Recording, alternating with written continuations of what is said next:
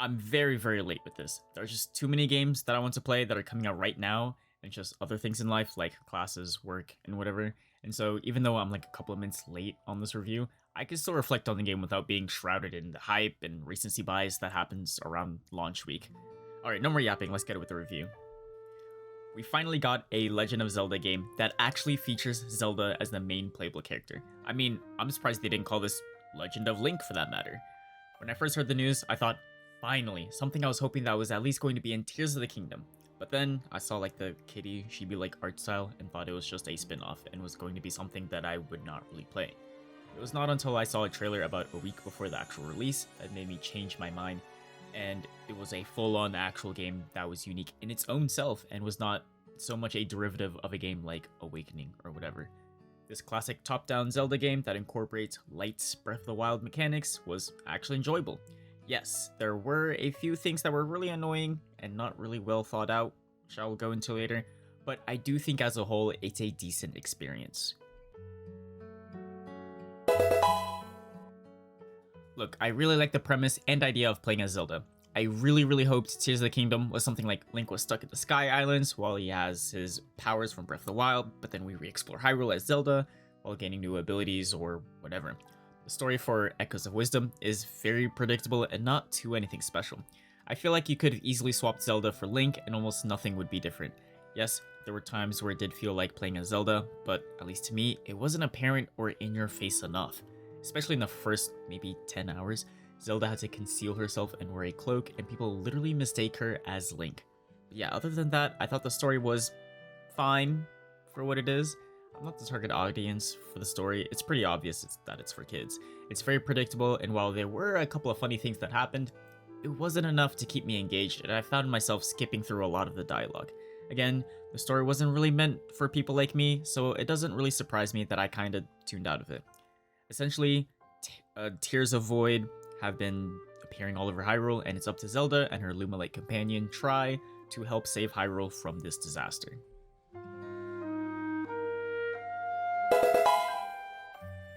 With the help of Tri, Zelda is able to conjure echoes that she acquires to help her explore and solve a variety of puzzles all over Hyrule. Need to get across that chasm? You can create echoes of beds and stack them together in a way to make a bridge. Need to lower the water level? You can create a boulder to block the water pipe. Need to speedrun up the mountain?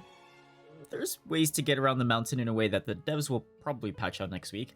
It's a page taken from Breath of the Wild where you're given the tools and the creativity stems in how you use these tools. But in this case, your tools are your echoes and you gain a lot of them in your journey. I'm talking more than 100 echoes. It's so many that you'll probably find yourself in the menu trying to find the echo you want rather than actually playing the game. I find it really annoying having to pause constantly in an action game. It feels like a slow, methodical, or even like a turn-based game. That's one thing, but this is an action RPG. Ideally, there shouldn't be as many stop and goes.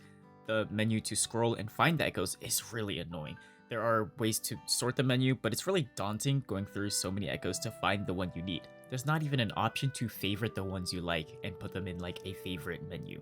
The only closest thing you can use is by sorting it to like recently used, but I still found myself constantly leaving that filter and just scrolling through the sort by type and picking my echoes from there. If there was a way to maybe bind up to 3 different echoes to different buttons on my controller, that way it reduces the time I have to pull up the menu to make it all like more fluid in a way.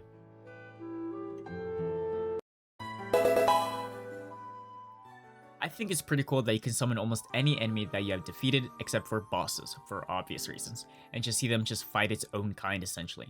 That is both cool and very frustrating. At times, it can look like an all-out skirmish that resolves in a very close victory. Then, there's other times where you just kinda sit there waiting for 2 idiots to land a single attack.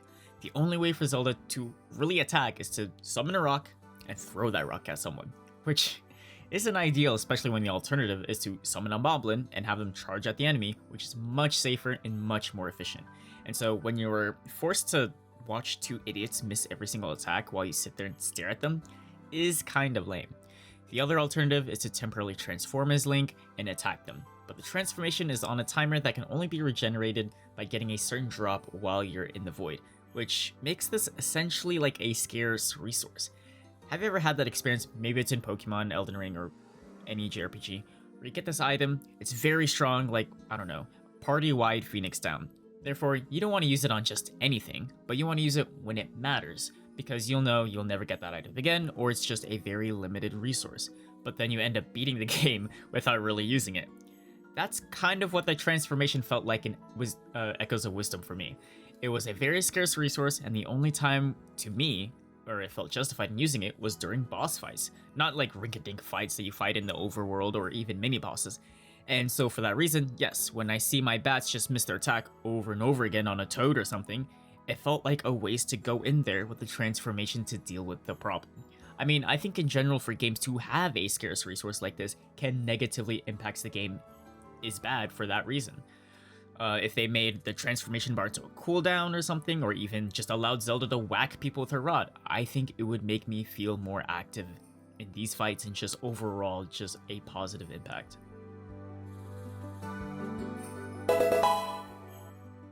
I'm not saying Legend of Zelda Echoes of Wisdom is bad, but reflecting back on it, it didn't feel groundbreaking in any way. It was cool to play as Zelda, but when the first third or half-ish of the game hides Zelda in a cloak and people mistake her as Link, it doesn't really help reinforce that idea of playing as Zelda.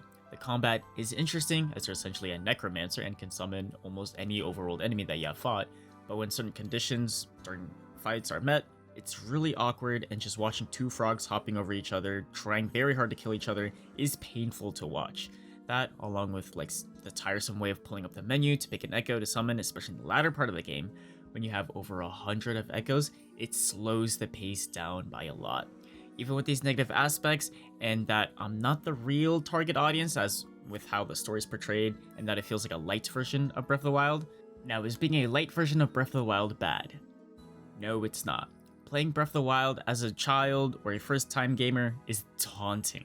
I see Echoes of Wisdom as a bridge to a game, something like that. And I think in that sort of perspective, I think Echoes of Wisdom is really good. You can be very creative in how you use these echoes, which makes solving puzzles enjoyable. Especially that feeling when you know you solved the puzzle in a way that the devs didn't intend you to do so. There's a lot of side quests and exploration for you to do. There's so much content and so much thought and so much detail into this that even though I wasn't the target audience, I still felt my time was well spent playing this. It's probably not able to rival against like the bigger games that came out this year like Persona, Wukong, or Final Fantasy, but it's still worth checking out if you are a fan of Zelda games or you just want to solve puzzles in a very cool way. Thank you for watching. Make sure to like and subscribe to this video if you like this type of content. I'm pretty sure by the time this video is published, I'll be streaming the new Dragon Age game and reviewing it. Leave a comment down below. Come join the Discord in the link below that I'm active in. See you guys later.